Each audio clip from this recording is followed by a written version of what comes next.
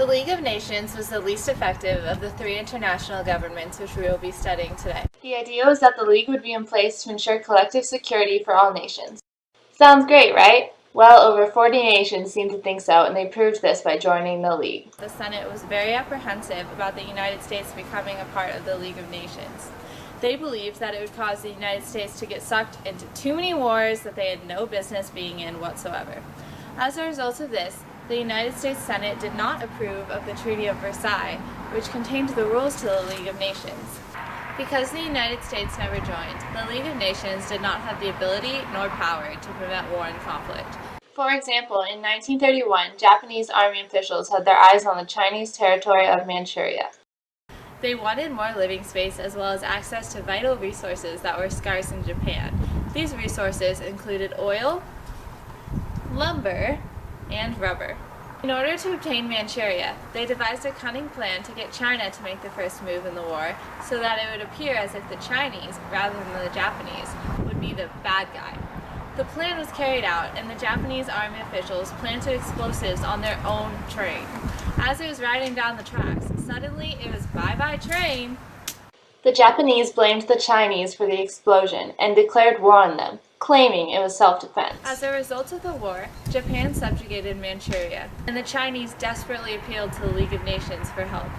Since most of the countries in the League of Nations were dealing with economic depression themselves, no one could afford to send help to Manchuria. When Italy invaded Ethiopia in 1935, Ethiopian King Haile Selassie asked the League of Nations for help in the war. The League did grant penalties to Italy for going against the rules, but it was not able to offer military help.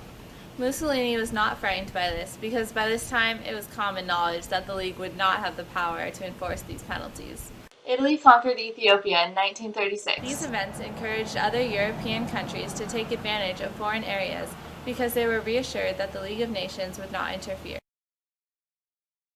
After World War II concluded in 1945, delegates from 50 different nations gathered to establish an international government that would have a bigger global influence than the League of Nations did.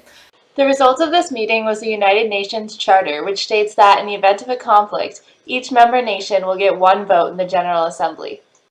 Because larger global powers thought that this system was unfair to them, the Security Council was created. The Security Council consists of the United States, Russia, which was at the time the Soviet Union, France, Britain, and China, and it has the power to veto any decision made by the General Assembly if it has reason to believe that it is not a good one. The United Nations was doing great until differences between the United States and the Soviet Union began to cause tension and even almost war, which is ironic because that was what the United Nations was established to avoid. The Soviet Union began building missiles in Cuba.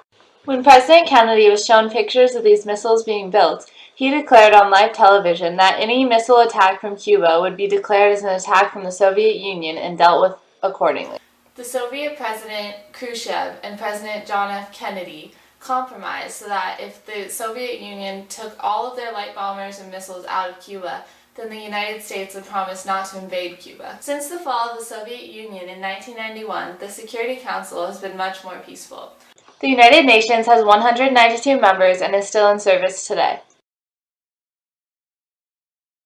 The European Union was established in 1933. It works not only to stop war, but to increase the quality of life in all areas of Europe. In 1999, the European Union united all of Europe with a common currency called the euro. Because Europe had united themselves trade-wise, it made it much easier to compete with larger global economies. The European Union is still alive and well to this day. It consists of 25 member countries. Over the course of history, international governments have proved to be an interesting concept. Some have failed, such as the League of Nations, while others have been successful and continue to live on to this day.